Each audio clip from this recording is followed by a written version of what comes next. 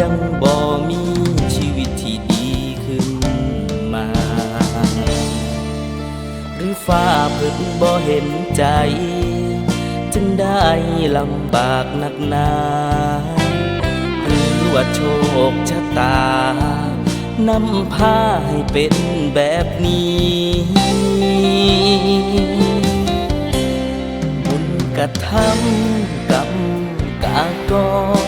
ไม่ยากถนอชีวิต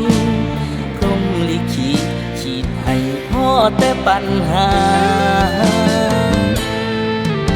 แต่เจ้ายังบ่ไปใส่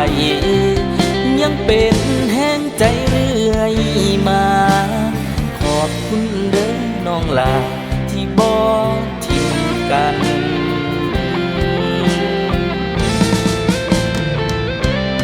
มีรอยยิ้มของเจ้าพอเป็นแห้งใจเติมแห้งให้สู่ต่อไป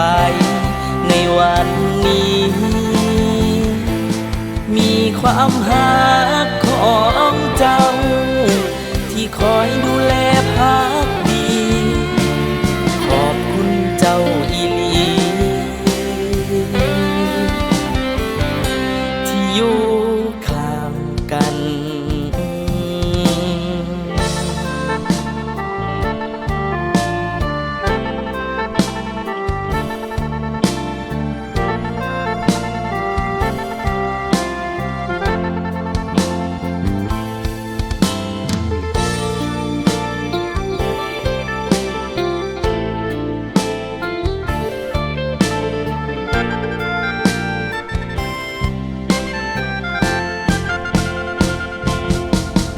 กระทำกับกากไม่อยากถนอชีวิตพรหมลิขิตขีดให้พ่อแต่ปัญหา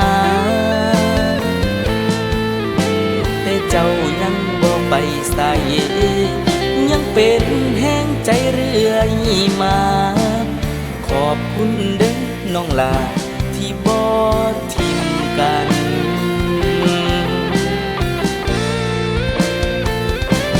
มีรอยยิ้มของเจ้าพอเป็น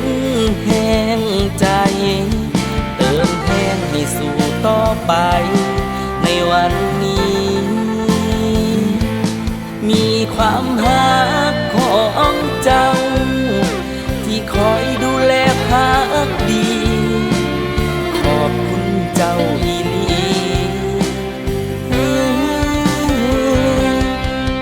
รอยยิ้มของเจ้าพอเป็นแห้งใจเติมแห้งให้สู่ต่อไปในวันนี้มีความหักของเจ้าที่คอยดูแลพักดีขอบคุณเจ้าอีหลีที่อยู่ข้างกันขอบคุณเจ้าอีหลีที่อยู่ข้างๆกัน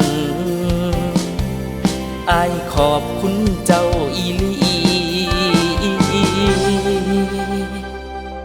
ที่อยู่ข้างๆกัน